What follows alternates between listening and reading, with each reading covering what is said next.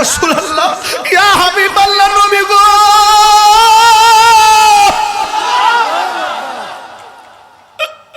ও মায়ার নবী, আমার জাদুমণিরা আপনার কুলের মধ্যে রাখবেন। কই কেন? ও নবী গো, কেউ যদি আপনারে পাথর মারে, কেউ যদি আপনারে তীর মারে, আমার জাদুমণিদের দিয়েছে গো প্রোটেক্টের জন্য। ও নবী গো, নবী গো, নবী গো, আমার জাদুমণিরে তীরের বরাবর ধরে দিবেন, আপনার বদনে যেন তীরের আঘাত না লাগে। পাথর লাগলে আমার জাদুমণির বুকের মধ্যে লাগবো, তীর লাগলে আমার জাদুমণির বুকের মধ্যে লাগবো। আমার সন্তান আমি তীরের আঘাতে হারাইলে সহ্য করতে পারবো, কিন্তু আপনার বদন মোবারকে একটা পাথরের আঘাত লাগলে আমি সহ্য করতে পারবো না। আল্লাহু আকবার বলেন না কেন? উম্মতের দরদি তুমি, তোমার প্রেমের পাগল আমি, বলো উম্মতের তোমার প্রেমে হে পাগল আমি, জন্ম আমার বাংলাদেশে, জন্ম আমার দেশে, রেখেছো আমায় পাগল করে, আহা জন্ম আমার বহু দূরে, রেখেছো আমায় পাগল করে, এ রাসূল তোমায় ভালোবাসি, মনোহৃদয় যারে করি, বুকের মাঝে জ্বালায় আমার, মন হয় যায় কাতরে, রেখেছো আমায় পাগল করে। ও বুড়ি, এবার আমার নবী কয়ে, মা তোমার সন্তান নেওয়া লাগবে না গো, আমি তোমার পোলার জন্য দোয়া করে দিয়া যায়। আল্লাহ যদি কোনোদিন বাঁচায় রাখে, আমার নবীর দোয়ার কারণে এই সন্তানটা কি হয়েছে শুরু থেকে শেষ পর্যন্ত কয়া দিয়া যা মরে বাজি। এই জন্য নবীর প্রেমে দেওয়া না হলে আপনারা জবান খুললে কোন সম্মান কি বাড়ে না কমে? আপনারা জবান খুললে কোন দেওয়ার মালিককে। এবার আল্লাহর হাবিব যুদ্ধের ময়দানে যুদ্ধ করতে গেল, ওই মুহূর্তে একটা বিয়াদবের রাসূল আমার নবীর সিনা মুবারকের বরাবর একটা তীর ধরছে। নবীর একটা এই মুহূর্তে কেউ যদি আমার মারতে আসে লাঠি লইয়া, আপনারা কি তাকাই তাকাই দেখবেন নাকি ফিরাইবেন? ওই সাহাবী তাকায় দেখতেছেন একটা কাফের আমার নবীর সিনা মুবারকের বরাবর তীরটা ধরছে। এবার ওই সাহাবীর নাম হলো হযরতে কাতাদা, হযরতে তালহা। ওই তালহা রাদিয়াল্লাহু তাআলা নবীর এমন ভাবে জড়ায়া ধরলেন, জড়ায়া ধরার পরে আল্লাহর হাবিব ডাক দিয়ে কই, তালহা রে, তুমি আমারে কেন এমন ভাবে জড়ায়া ধরলা? ওই তালহা রাদিয়াল্লাহু তাআলা আনহু বলেন, ইয়া রাসূলুল্লাহ, ইয়া হাবিবাল্লাহ, নবী গো, নবী গো, ও মায়ার নবী, আমি তাকায়া দেখলাম আপনার বরাবর তীর ধরছে, এই জন্য আমি সহ্য করতে পারি নাই। আমার সামনে তীর লাগলে আমি আল্লাহর দরবারে কি জবাব দিব? এই জন্য আপনারা জড়াইয়া ধরছি। একটা বুঝি না, দুইটা বুঝি না, যত লাগুক আমার পিঠের মধ্যে লাগুক, কিন্তু আমার সামনে আপনার বদন মোবারকে তীরের আঘাত লাগতে দিতাম না। এই কথাটা বলতে না বলতে রে দেরি একটা তীর আইসা পিছন দিক দিয়ে ঢুকে গেছে, একবারে কলিজা পর্যন্ত স্পর্শ করে ফেলছে। আল্লাহর হাবিব ডাক দিয়া কয়, ও তালহা, তুমি আমারে জড়াইয়া দইরা তীরের আঘাত খাইলা, কলিজা পর্যন্ত ছিদ্র হয়ে গেল, রক্তাক্ত পর্যর্তেছে, তুমি কি ব্যথা পাও না? এই তালহা রাদিয়াল্লাহু তাআলা আনহু বলেন, নবী গো, আমার ব্যথার ভয় দেখান কেন? পিঠের মধ্যে যদিও আছে বিষের তীর, আমার সিনাটা তো লাইগা রয়েছে রাহমাতুল লিল আলামিনের সিনা মোবারকের শনে। আল্লাহু আকবার বলেন না কেন? আল্লাহু আকবার বলেন না কেন? আল্লাহু আকবার বলেন না কেন? হাইরে, তীরের আঘাত পিঠে, আমার বুকটা তো লাইগা রয়েছে, নবীর সিনা মুবারকের সঙ্গে। এবার আমার নবী কয়, তালহা যেইভাবে তোমার শরীর থেকে রক্ত ঝরতেছে তুমি তালহা বাঁচবে না।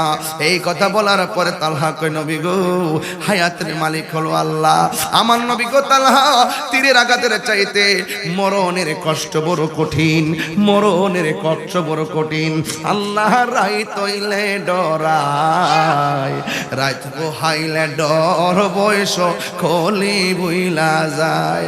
আল্লাহ রাই তৈলে ডরায়, রাত পোহাইলে ডর বয়স খলি বুইলা যায়। আল্লাহ আমি সৃষ্টি তুমি স্রষ্টা, আমার কিবা সাধ্য, যখন তখন উইরা যাহিতে এই তাহিরি বাধ্য। কথা কোন ঠিক কিনা? আল্লাহ আল্লাহু আকবার। নবী ওলি দুশমনেরা হুঁশিয়ার সাবধান। নবী ওলি দুশমনেরা।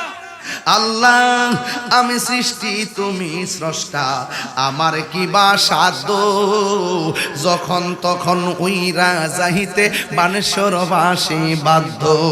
সব ক্ষমতার প্রতিপাদ্য হর হামেশা গায়, আল্লাহ রাই তৈলে ডরায়, রাতি পোহাইলে ডর বয়স কলি ভুইলা যায়। আল্লাহ ঘরের পানে চাই না গো, চাই গো চেতনা হারাই তনে, কি জানি কি হই যে আমার শেষ বিদায়ের দিনে। কথা কোন ঠিক কিনা? আল্লাহ ঘরের পানে চাই না গো, চাই গো চেতনা হারাই তনে, কি জানি কি হই যে আমার শেষ বিদায়ের দিনে। বেবে কয় পাগল হাসান চিত্তে ক্ষমা চাই, আল্লাহ রাই তৈলে ডরায়, রাতে পোহাইলে ডর বয়স কলি বইলা যায়। আল্লাহ রাই তৈলে ডরায়, রাতে পোহাইলে ডর বয়স কলি বইলা যায়। জোরে জোরে কি আল্লাহু আকবার বলা যাবে না? আমার নবী ডাক দিকে, ও পাগলা, আপনারা বানেশ্বরবাসী মরণের কষ্ট আছে না নাই? জোরে কোন আছে না? যদি বেড়া ওর নাকটার মুখটার 3 মিনিট লেগে বন্ধ করেন, 2 মিনিট মাগনা শ্বাস নিতেছেন, আইসিতে দিকে দেখেন কত টাকা বিল দেওয়ার লাগে। কারেন্টের বিল গন্তাছেন না, এসির বিল, ফ্যানের বিল, অন যে নদীর পাড়ে যে বাতাস খান এটার বিল দেওয়ার লাগেনি। ও মা গো,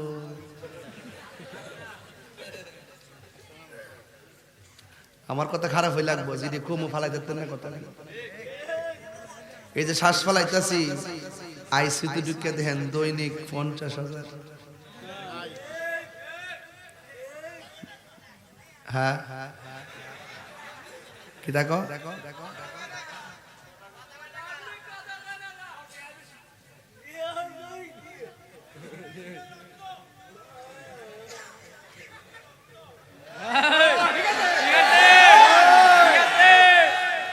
কি কয় বাবা, শিরায় শিরায় রক্ত, তাহিরুজের ভক্ত। বাপ রে বাপ, ফুলাফান্দি কেমনে রে বানাইছি এটা? বাপ রে, এমন স্লোগান দি ব্রাহ্মণ ভাড়া 10,000 লোক দিয়ে দিলে দি কবে জাল লই জানে রে, কোন কাম যে করে রে। আর পরে আমি বোনাস 10 মিনিট নিছি না, আর 8 মিনিট আছে। দেখো না কই যায়, আমি কইছি না আমি কিন্তু একটা উসিলা আছে, অত চিন্তা করেন না। তবে 10টা মিনিট সময় চাইছি, দিতের নাম না আমারে। আমি স্টেজে বসি কারেক্ট 1 ঘন্টা 26 মিনিট হয়েছে। কয় মিনিট? 1 ঘন্টা 26 মিনিট হয়েছে। 11টা 4-এ স্টেজ, 8-এ স্টেজে উঠছি। মারহাবা কোন, এখন 12টা 32 বাজে। মারহাবা কোন, তাইলে আর একটু সময় দিলে কি আপনারা কষ্ট দিমু? 3টা মাহফিল করতেছি, আসছে বসবে, তারপর এখানে স্টেজে আসবে। এই যে আসছে মাশাআল্লাহ, আলহামদুলিল্লাহ। আজকের মাহফিলের অত্যন্ত শ্রেষ্ঠ রৌনক বিশিষ্ট আলেমে দ্বীন সোনাগানা দারুল হুদা দরবার শরীফের সাজ্জাদুন নশীন উস্তাদুল উলামা বদরুল ফুকাহা রাহনুমায়ে শরীয়ত তরিকত সুন্নি জামাতের এই মুহূর্তে মহান দিকপাল অধ্যক্ষ মাহমুদুর রহমান পীর সাহেব হুজুর তিনি এসেছেন। মারহাবা জোরে গণ সবাই আমার সাথে বলেন লা ইলাহা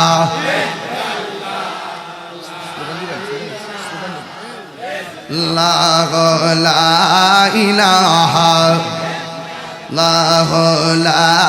ইল্লাল্লাহ লা ইলাহা ইল্লাল্লাহ মুহাম্মাদুর রাসূলুল্লাহ সাল্লাল্লাহু আলাইহি ওয়াসাল্লাম।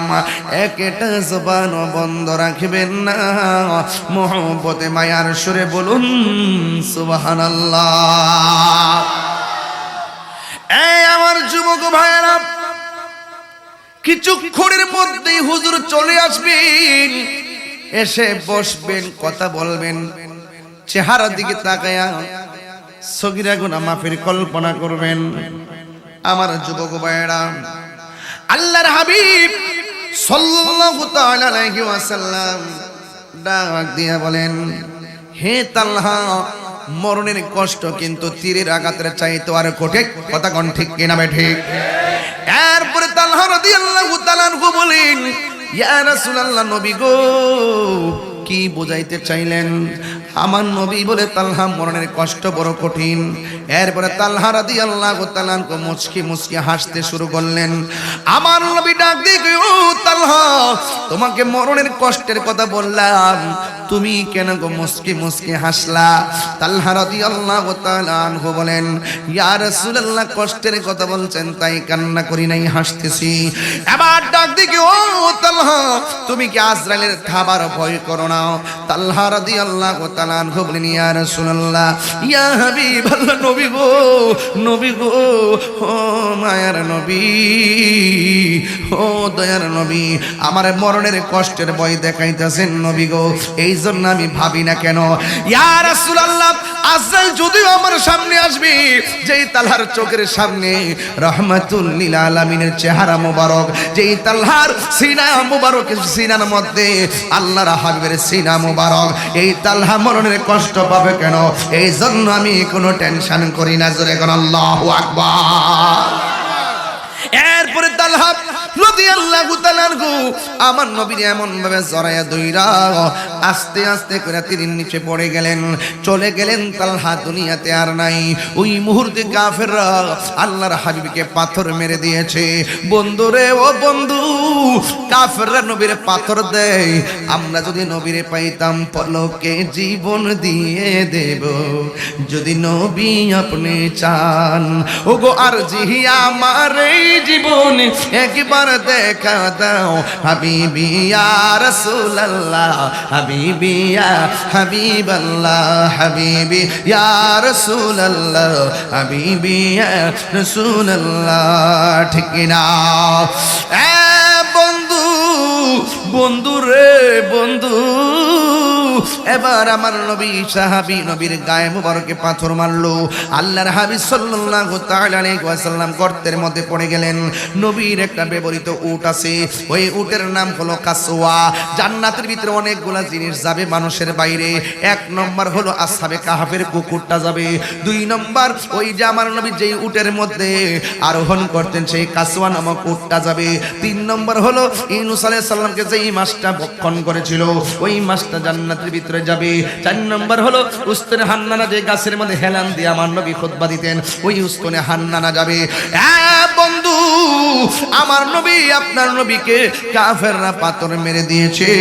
এরপরে আমার নবী গর্তের মধ্যে পড়ে গেল। ও বন্ধু রে, গর্তের মধ্যে পড়ে যাওয়ার পর এবার নবীর একটা উট আছে, এই উটটা গর্তের চতুর্পাশে গুইরা গুইরা আল্লাহর কাছে কি জানে ফরিয়াদ করে, ডাক দিয়া যেন বলে, আল্লাহ, ও আল্লাহ গো, ও আল্লাহ, ও আল্লাহ, তোমার বন্ধু নবী আমি উঠ যখন ক্ষুধার্ত হয়ে যেতাম, শরীরটা যেন দুর্বল হয়ে যেত, কোনো মেডিসিনে কাম হতো না। আমি উঠ যদি ক্ষুধার্ত থাকতাম, আমি উঠ যদি দুর্বল থাকতাম, আল্লাহর হাবিব গো আপনি যখন আমি উটের উপরে চড়ে বসতেন, আমার 7 দিনের ক্ষুধা সেকেন্ডে দূর হয়ে যাইত। উট পর্যন্ত আমার নবী চিনে। আমার নবী আপনার নবীকে পাথর যখন উপর দিকে মেরে দিল, গর্তের মধ্যে পাথরটা আসতেছে, উট আমার নবীকে সেভ করার জন্য ওই উটের পা দিয়ে এমন জোরে পাথরে একটা লাথি মারছে, এই পাথরটা পাহাড়ের ভিতরে গিয়ে ঢুকে গেছে। আর এই দিক দিয়ে সব মানুষেরা একটা এলান হয়ে গেল, কুতিলা মুহাম্মদ, নবীকে মেরে ফেলা হয়েছে। জুরি জুরি কি নাউজুবিল্লাহ বলা যাবে না। এ বন্ধু, কয় কুতিলা মুহাম্মদ, নবীকে মেরে ফেলা হয়েছে। এই কথাটা শুনলেন হযরতে নুসেবা নামক এক মহিলা। এবার শাড়ি কাপড় আঁচল ফালাই একটা দৌড় দিলেন, এমন ভাবে যুদ্ধের ময়দানে দৌড় দিলেন। এক লোকে ডাক দিয়ে, ও নুসেবা কোথায় যাও? কয় জিহাদের ময়দানে যাই। কয় কেন যাও? কয় জিহাদের ময়দানে যাই। এবার সাহাবীরা ডাক দিয়ে কয়, ও নুসেবা যাইয়া কোনো লাভ হবে না, তোমার একমাত্র 2টা যে সন্তান ছিল, এই 2টা সন্তানকে তারা মেরে ফেলেছে, শহীদ করে ফেলেছে। এবার নুসেবা কোনো কথা বলে নাই, আবার একটু সামনে গেল, যাওয়ার পরে জিজ্ঞেস করে, ও নুসেবা তুমি কোথায় যাও? কই জিহাদের ময়দানে যাই। কই যাইয়া কোনো লাভ হবে না, যাইয়া কোনো লাভ হবে না। কই কেন? কই তোমার স্বামীটাকে তারা যুদ্ধের ময়দানে শহীদ করে দিয়েছে। এরপরে নুসেবা কোনো কথা বলে না। আর একটু সামনে যাওয়ার পর এবার নুসেবারে ডাক দিয়ে কই, নুসেবা গো তুমি যুদ্ধের ময়দানে যেও না, তোমার স্বামীও নাই, তোমার সন্তানও নাই। ওই সময় নুসেবা চোখের পানি ছাইরা কয়, ও নবীর সাহাবীরা আমার সন্তানের খবর দাও, আমার স্বামীর খবর দাও, যিনি আমার জান, যিনি আমার ঈমান, আমার নবী কেমন আছে খবরটা দিয়ে একবার আমারে বললা না? চিৎকার মেরে গিয়ে আল্লাহু আকবার বলা যাবে না? নুসেবা দৌড়তেছে, আর ওই দিক দিয়েও আমার নবী গর্ত মুবারকের মধ্যে পড়ে আছে। ওই মুহূর্তে আমার আল্লাহ ডাক দিয়ে কয়, জিবরাইল, ও জিবরাইল তুমি আমার বন্ধু নবীর কাছে যাও। আমার বন্ধু নবী গো যুদ্ধের ময়দানে দন্ত মুবারকের রক্ত মুবারক, দাড়ি মুবারকের আগায় এসে গেছে। 1 ফোঁটা রক্ত মুবারক যদি জমিনের মধ্যে পড়ে, জিন্দেগিতে কিয়ামত পর্যন্ত ওই জমিনে কোনো গাছপালা হবে না। তাড়াতাড়ি তুমি দুনিয়ায় যাও, ফোঁটাটা নিচে পড়ার আগে তোমার হাতের মধ্যে ফোঁটাটা নিয়ে নাও। এরপরে আমার নবী গর্ত মুবারকে পড়ে আছে। জিবরাইল কয়, ও পৃথিবীর মানুষ, কত নবীর কাছে গেলাম, আমার নবী উম্মতের জন্য কত দেওয়ানা। আমার নবী গর্তে পড়ে কান্দেন। আর ওই দিকটা নবীর একজন সাহাবী, যার নাম হলো মালিক ইবনে সিনান। ওই সিনান তাকে দেখতেছেন আমার নবীর গর্তের পাশে ঘোড়াটা ঘুরতেছে। মালিক ইবনে সিনান মনে মনে ভাবতেছেন, যেহেতু ঘোড়াটা ঘুরতেছে, নিশ্চয়ই একটা উটটা ঘুরতেছে, এখানে নিশ্চয়ই আমার নবী আছে, উটটার পাশে নবী আছে। মালিক ইবনে সিনান ওই উটের কাছে গেছে, যাওয়ার পরে গিয়ে দেখেন গর্তের ভিতরে আমার নবী এমন ভাবে পড়ে আছে, 2টা ঠোঁট মুবারক লড়তেছে, রক্ত মুবারক গুলো ঠোঁট মুবারকের চতুর্পাশে ছলছল করতেছে। এরপর মালিক ইবনে সিনান কয়, নবীর গায়ে মুবারকের মধ্যে এত ব্যথা, আমার নবী নিজের জন্য কান্দে না, আমি কানটা জবান মুবারকের কাছে লাগাইলাম, আমি শুনতেছি আল্লাহর হাবিব কান্দে, উম্মতি উম্মতি বলিয়া। এবার মালিক ইবনে সিনান কয়, নবী রক্ত মুবারক আমি যখন দেখছি কোনোভাবে বন্ধ হয় না, তখন আমি আমার জিহ্বাটারে ড্রেন বানাইয়া নবীর 2টা দন্ত মুবারকের গোড়ার মধ্যে লাগাই দিয়েছি।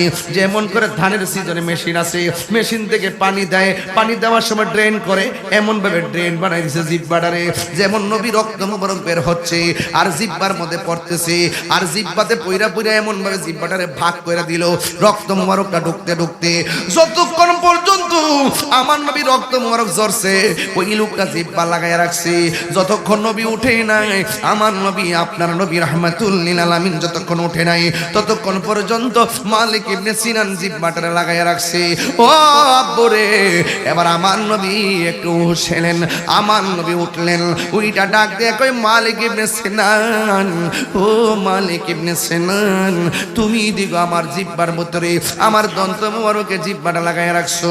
মালিক ইবনে সিনান কই ইয়া রাসূলুল্লাহ, ওই কাফেররা আপনাকে পাথর মেরেছে, আর আমি দেখেছি আপনি গর্তে পড়ে আছেন, কি করব? রক্ত মোবারক বন্ধ হয় না, কোথায় রাখবো রাখার কোনো পাত্র পাই না, কোথায় ফেলবো ফেলার মতো জায়গা পাই না, কোথায় রাখবো রাখার মতো জায়গা পাই না।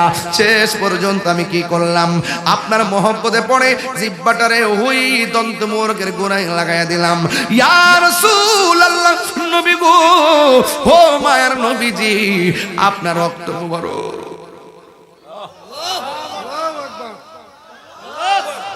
কেমনে নবীরে আমার মতো মানুষ কয়? দুনিয়ার কোন মানুষের রক্ত পান করা হারাম, কিন্তু নবী রক্ত মুবারক পান কইরা জাহান্নামের আগুন হারাম হয়ে যায়। আরে বাবা, নবীর পসিনা মুবারক মেশকে আম্বরের গান বের হয়। আমার নবী ডাক দিয়া কই মালিক ইবনে সিনান, আমার রক্তগুলা কি করলা? ইয়া রাসূলুল্লাহ, নবী গো, আপনার রক্ত মুবারক আমি টাইনা টাইনা খাইয়া বলাইছি।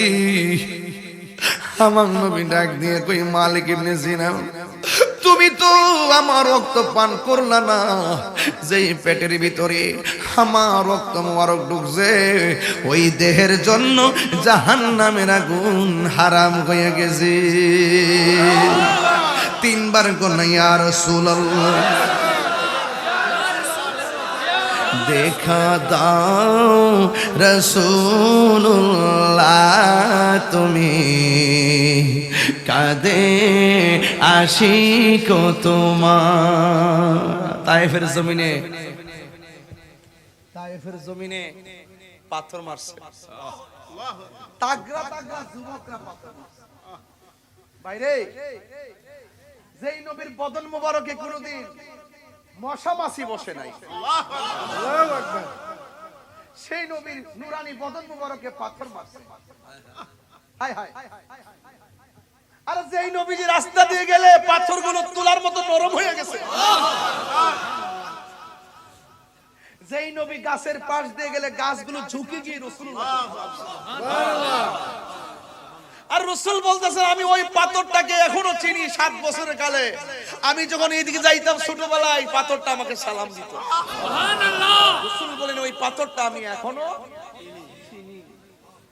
আরে রাসূলুল্লাহকে শুধু নয়, রাসূলুল্লাহ গোলাম যদি বলতো আমি নবীর কাছে যাব, সামনে বাঘ করছে, বাঘ কি করছে, বাঘ বাঘ খাইতে আসছে, ডাক দিয়ে আমার খাইছে না, আমি নবীর কাছে যাব, পাগের লেজ নামায়ে দিয়া নবীর বাড়িতে যাওয়ার রাস্তা দেখাই দিছে। বিশ্বাস করেন কিনা জানি না। আবু জাহিল্লাকে আপনি যে নবী প্রমাণ কি? রাসূল কই কি প্রমাণ চাও? তো পারলে আকাশের 4টা 2 ভাগ করো। আঙ্গুল মুবারক দিয়ে ইশারা করছে, 4টা 2 ভাগ হয়ে গেছে। সুবহানাল্লাহ, হায় হায় হায় হায়, ওই নবী আমরা পাইছি। এমন নবীরে পাই আমরা পাথর মারছে তায়েফের মানুষ, অথচ ওই সময়টা নবীর জন্য খুব কঠিন একটা মুহূর্ত ছিল। নবী মক্কার যন্ত্রণা শান্তির জন্য তায়েফে গেছিল, লাস্টে বলছে তোরা মার, এই খবরটা তোরা মক্কায় দিস না, দিলে আরো মজা লইব। এরপরে মারছে। আমি তো মনে করি, আমার ক্ষুদ্র জ্ঞান আমার মনে হয়, যদি এই মুহূর্তে তায়েফের আজকে যে বারেশ্বর দরবারে কনকনে শীতের মধ্যে যেভাবে হাজার হাজার মানুষ বসে আছেন, ১৫০০ বছর পরে নবীর কথা শুনে পাগল হয়ে যাইতেছেন, আমি তো মনে করি ওই তায়েফের জমিনে কাফেররা যে পাথর মারছে, তায়েফের যুবকরা যে পাথর মারছে, এই বারেশ্বরের পোলাপান সেখানে থাকলে পাথরের বরাবর বুকটা পাইতা দিত।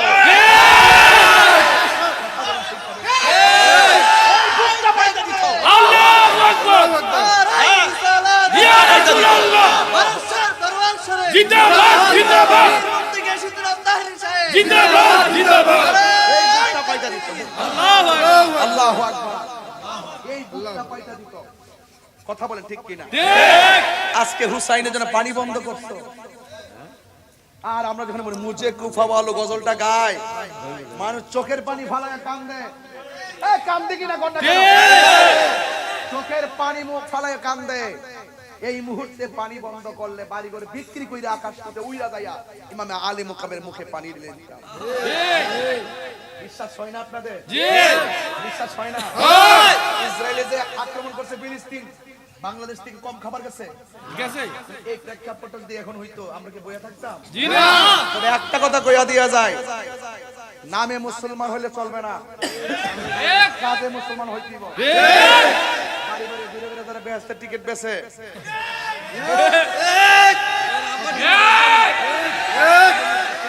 এদের সাথে আমাদের কোনো সম্পর্ক হতে পারে না জি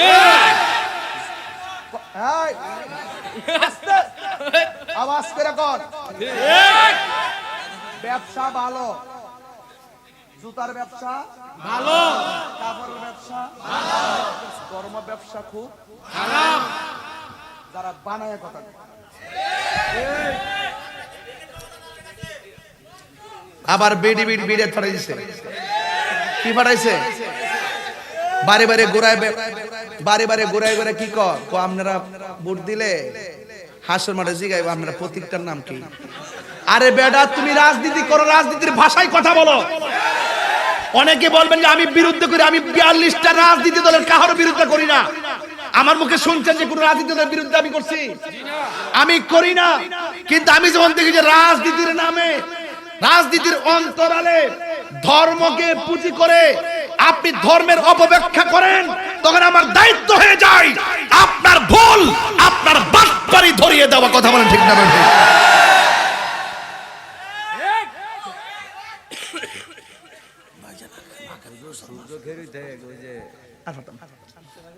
ঠিক মারহাবা জোরে গো মারহাবা আপনারা আমার প্রতি রাগ করবেন না আমার আমি খুব ভালো কথা কইন আপনার সত্য করে বলেন আমার কথা কি বিশ্বাস হয় আপনাদের সবাই যে আমার একবার আই লাভ ইউ কইতেছেন এমন কিন্তু না কিছু ফুলাফান কিন্তু মজা করতে আইছিলেন অথচ আজকে প্রায় 2 ঘন্টার মতো কথা বললাম একটা হাসি কিন্তু আপনাদেরকে আমি দিতে দেই নাই কোন ফান করছি জি না প্রত্যেকটা কথা চেতনা নিয়ে বলার চেষ্টা করেছি এর মানে বোঝা গেল আমার অ্যাডমিনিস্ট্রেশনটা খুব কড়া আমি শিক্ষক থেকে বক্তা হয়েছি যখন লেখাপড়া শেষ করছি তখন আমি শিক্ষক ছিলাম 11 বছর প্রভাষক নিবন্ধন পাস করছি 2010-এ সহকারী পাস করছি 9-এ চাকরি নিছি ইনডেক্স হইছে আম্মা কইছে ফুত তুমি যে ওয়াজ করো রাত্রে যে সকালবেলা ঘুমাও উঠতে পারো না ক্লাসের পড়াটা দায়িত্বটা বেশি ভালো করে ভালো নিত না তাইলে তোমার মনে হয় এই 2 নৌকা ফাও দিয়া উচিত হতো না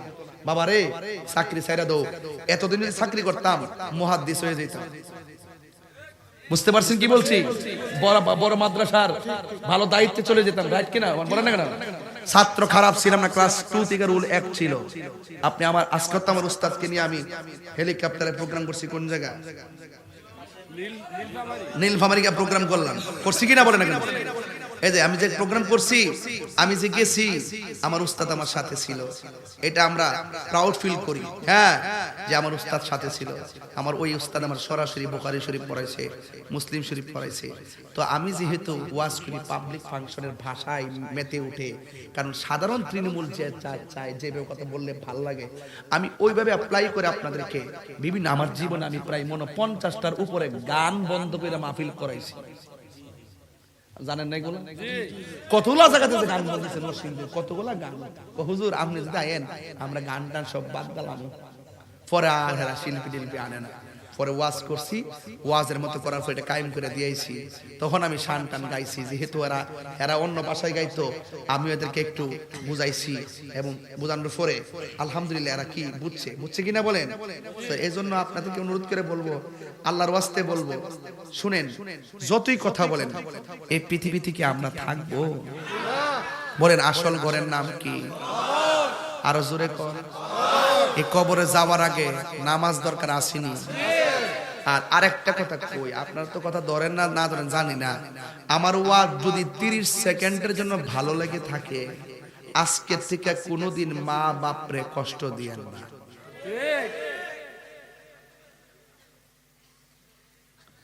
শীত না, নিজের ব্লেজার আসেনি, মারে কি দিছুন? খবর লে দেখেন এমন অনেক মা আছে শুধু শাড়ি কাপড়টা ফেসদা গরম বরি দিছে।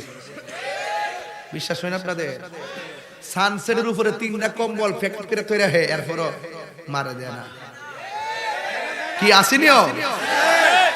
এও আবার কোন হাতালা ওই আগে যে বইটা দিয়ে হাতালা আসেন করে কাপড় পরতে মুখ টুত পরতে একবারে যে বার হয়ে গেছে গা, এটা মারে দেয়।